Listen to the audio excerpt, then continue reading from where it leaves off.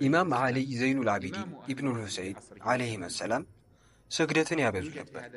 በዘመናቸው የአህለል ቤቶች ዋና ነበሩ። እርሳቸውና አህለል ቤቶችን ከከርበላ ጦርነት በኋላ ወደዚህ ሀገር ያመጧቸው ጊዜ የሰገዱበት ክፍል በዚህ መስጂድ ውስጥ አሁንም ይገኛል። ኢማም ዓሊ ዘይኑል ዓቢዲን ኢብኑል ሁሰይን አንድ ቀን ከቤታቸው ወደ ካዕባ ጉዞ ጀመሩ። ይህ ሰው በየቀኑ 1000 ረካ ይሰግዱ ነበር። ከደቂቃ አንጻር አስልተው እንዴት እንዳትል 11 ረካዓ ሰላተል ዊትርን በየቀኑ በስቲቃማ ያዘውና ይህንን ንግግር መረዳት ትጀምራለህ። ይህ ንግግር በስራ ነው የሚገባ። እርጋታና ግርማ ሞገስ በተላበሰ መልኩ መስጂድ ገብተው ሰግደው ዘክረውና ዱዓ አድርገው ወጡ። ነገር ግን እየወጡ እያለ አላህ ይጠብቀና አህለል ቤቶች ላይ ጥላቻ ያለበት አንድ ሰው አገኛቸው። ይህ ከኒፋቅ ነው። ልክ ሲያገኛቸው በሰው ፊት ዘይኑል ዓቢዲን ማለት አንተ ነህ አላቸው። አዎ አሉት። የስማቸውን ትርጉም በስድብ ቀይሮ አንተ ሸይኑል ዓቢዲን ነህ አላቸው። ለማን ነው ይህን ነገር የተናገረው? አንተ አመፀኛ፣ ወንጀለኛ፣ አስመሳይ እያለ ስድቡን ቀጠለ። ማን ነው እየሰደበ ያለው?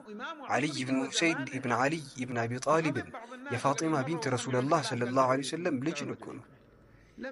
የዘመኑና የጊዜው ኢማም የነበሩትን የፋጢማን የልጅ ልጅ። በቦታው የነበሩ ሰዎች ሲቆጡ፣ እሳቸው ግን ሰውየውን ተውት፣ ተናግሮ ይጨርሳሉ። ሰውየው የስድብ አይነት ካወረደባቸው በኋላ ሰይዱና ዓሊ ዘይኑል ዓቢዲን በፈገግታ ወደ እርሱ ዞሩና ወንድሜ ሆይ የተናገርከው ነገር ሁሉ እኔ ላይ አለ። አንተ ማታውቀው ደግሞ ብዙ ነውር አለብኝ። አንተ ምክር በመስጠት በጎ ነገር ዋልክልኝ። ውለታህን ልከፍልህ። ከእኔ የምትፈልገው ነገር ካለ ንገረኝ አሉት።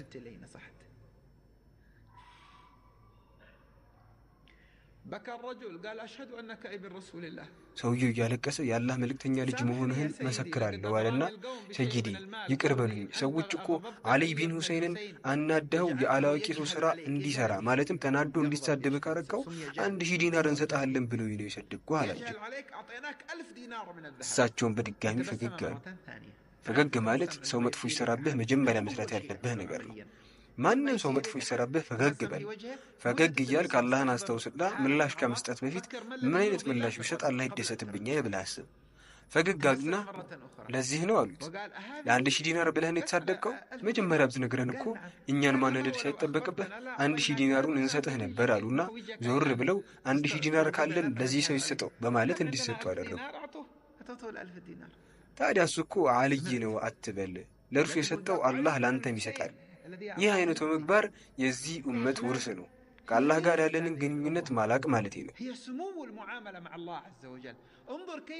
ዓሊ ብን ሁሰይን መጥፎውን በጥሩ ሲመልሱ ፍሬው ምንድን ነበር?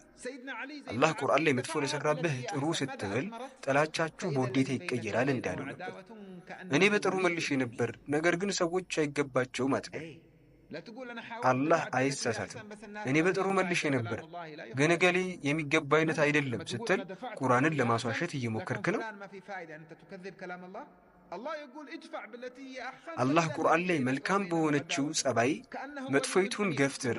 ያን ጊዜ ባንተና በእርሱ መካከል ጸብ ያለው ሰው እርሱ እንደ አዛኝ ዘመድ ይሆናል ይለናል። አላህ እውነትን ተናገረ። መጥፎን በጥሩ መልሻለሁ ብዬ አስቤ ውጤቱ ጥሩ ካልሆነ መጥፎን በጥሩ አልመለስኩም ማለት ነው። የአላህ ንግግር እኮ አይቀየርም። ይህ መጥፎ ለሰራብን ምን መመለስ እንዳለብን የሚያስተምር ትምህርት ነው። ዛሬ ማታ ከመተኛትህ ወይም ከመተኛትሽ በፊት አስቡ፣ ከዚህ በፊት ክፋት የፈጸመብኝ ጊዜ ምላሼ እንዴት ነበር? ተው በዚህ በላቀ በተከበረ ነብያዊ እይታ መመልከት ሲጀምር ራሱ ላይ መሳቂ ይጀምራል። ወላሂ አንድ ቀን በመኪና እየሄድክ አንዱ የትራፊክ መብራት ጥሶ ልትጋጭ ስትል ከመኪና ወርደህ የሰራው ስራ የተሳደብከው ስድብ ትዝ ሲልህ እንዴት እንዲያደረግኩ ትላለህ። ሰውየው ሀሳቡ ሌላ ቦታ ሆኖ ወይም ቸኩሎ ሊሆን ይችል ነበር እኮ። ተሳስቶ እንኳን ቢሆን አላህ ከአደጋ ስላዳነኝ ማመስገን እንጂ መሳደብ ነበረብኝ። ሱብሃንአላህ ምንድን ነው የሰራሁት ትላለህ። ልክ ልጅ እያለ ከልጆች ጋር ይሰራ የነበረውን ስራ እንደሰራ ይሰማዋል። ልጅ ይጣላል፣ ይሳደባል፣ ይቸኩላል። አሁንም ያው ነው የተከሰተው። በዚህ መቀማመጥ መጨረሻ ላይ ምን ወሰንክ? ይህን መቀማመጥ ልንጨርስ ትንሽ ብቻ ነው የቀረ። ሰምተህ በመተግበር ላይ የት ደርሰሃል? لم يبقى معنا إلا شيء يسير من هذه المجالس. إلى أين وصلت في صدق اتخاذ القرار عندما تسمع؟